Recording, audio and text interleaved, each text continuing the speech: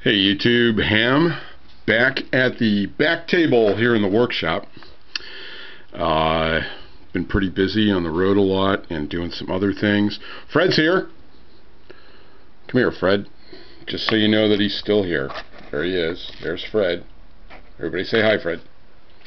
Fred's kind of hanging out in the back today because we have some stuff to talk about. And frankly, I didn't have room for Fred and the stuff I want to talk about. In the next couple of videos, I'm going to be going through my EDC. Excuse me. I've been watching a lot of YouTube while I've been on the road and laid up. I had some health problems. Those are hopefully on the mend. And I was really impressed with how a lot of you have been sharing things that you're doing with your EDC and with other aspects of your life. And I feel very encouraged by a lot of the stuff that you're doing.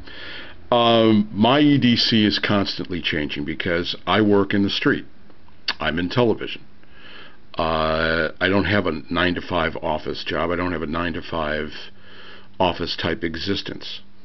Okay, so I'm on the road a lot. I live out of gear bags and what I have on me. So my EDC is constantly changing, and based on how things are, those contents change as well. So here's my view on what I'm doing right now. The first one is time. Okay, now there's a lot of different devices that you can use. Now we all have one of these, a cell phone, smartphone, whatever. This is my new one. There's a whole story behind this, but anyway, we turn this on, like all of them, and you unlock it, and there it is. It's 1:19. You can see the time right there, and a lot of people will use this as their day-to-day timepiece. Nothing wrong with it if it works for you. Just like anything we're going to talk about. This is what works for me. It may not work for you. It's only meant as an insight. Okay, but okay, so cell phones, smartphones is fairly accurate. It's getting the time pulse off of the network. And, okay. Yep. And those damn noises. You're going to hear that in the background. But, what happens if you're out of range? Or what happens if the unthinkable happens and someone who doesn't like us very much decides to throw a monkey wrench in? And you're in the area, specifically things like an EMP, electromagnetic pulse device. Could happen. Not all of these devices will work with an EMP, but timekeeping is important, and there are other ways to tell time even if you have no watches.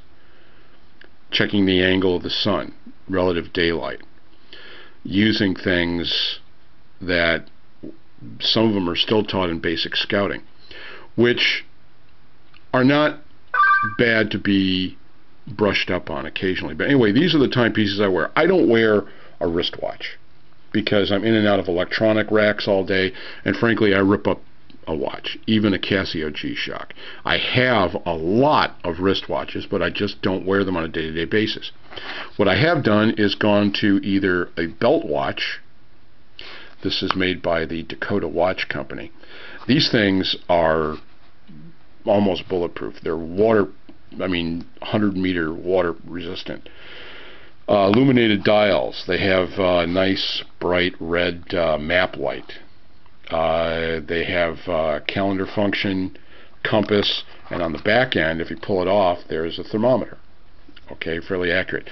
Now this hanger I use is off it was originally designed for a pager. I think I talked about this before, but these Dakotas have literally been all over the world with me. And they're accurate. They have an excellent service plan, this company does, and I support them a lot. So these are still being made. You can find them at your local Dakota kiosk. They're not very expensive. They're about 50 bucks. And it hangs on the belt, and when you want to tell the time, you just flip it up, and there it is. Out of the way, doesn't get banged around all that much, and it works fairly well. Okay, this is another form of belt watch that I had. I actually have to replace the rivet on it, but again, I had this on a pack. It works well. This is actually sold at Sears. It's by Craftsman. They do this every once in a while. I think they still have these. This is their Bulldog watch. This is a style called the Bulldog. It's another belt clip watch, and again, it's designed with the watch face upside down so that when you flip it open, you can tell what time it is. Okay, again, this is electronic, quartz. It's very accurate, it is water resistant, and this is a pretty heavy duty stainless steel backing. It'll take a shitload of pounding, and this thing has been buffed out like 3 times. So I've got to replace the rivet, which I've never done before, but I'm getting ready to. And then that'll be back in the inventory, probably on a pack or on my belt. But the thing I've been doing more often now is mechanical watches. These are old style self-wind mechanical pocket watches. Now, when I first started collecting these, they were either really rare or they were very fancy. Okay, this is a mechanical wind watch. I don't know if you can see the yeah, you can see the wheel going in the background there. But for day-to-day use, this is a little flimsy. But a mechanical watch is not going to be affected as much. It still will be affected somewhat, but chances are it will not be affected as much as a quartz watch will by a pulse.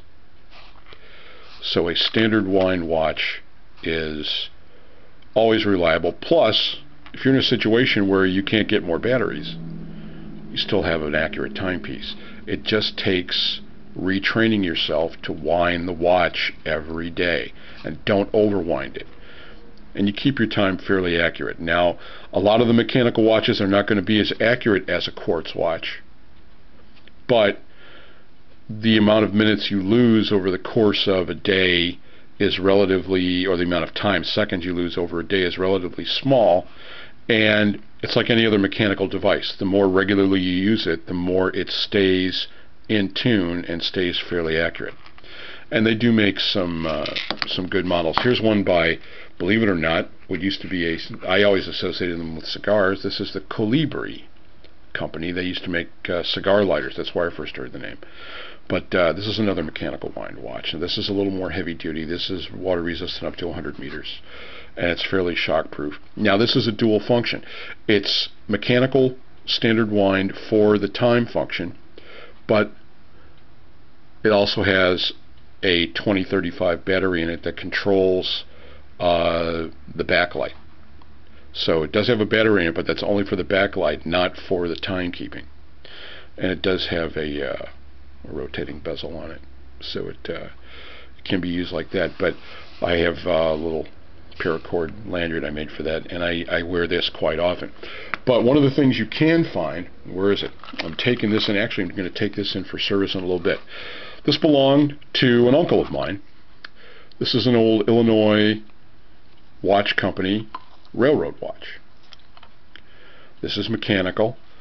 You know, the conductors had these. You can see that the hand, you just saw it fall off. Oops, I think there's a problem, Robin. This is going to go to my local watch shop this afternoon when I'm done, and that's going to get checked out.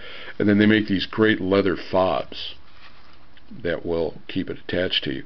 But again, standard wind, and in a pinch, you're going to be able to keep this running and have a semi-accurate accounting of your time, especially if the electronic devices get zapped. So, nothing wrong with wristwatches, and I do have a couple of standard wind mechanical wristwatches, old military watches that work great. Believe it or not, the best one of those I have is a Russian one, and I just didn't have time to grab that. This has got to go back in the box. But again, the watches are only one way to keep your time sense. It's important to learn other ways to figure out relatively what time of day it is, where you are, and those are very simple alone. There's very good videos on YouTube that can show you the old pencil method, checking with the shadow of a pencil and then lining it up against just the hands of a clock to find out what time there is. There's another couple of ways you can do that. But anyway, that's part one of the EDC, and we'll move on. Thanks.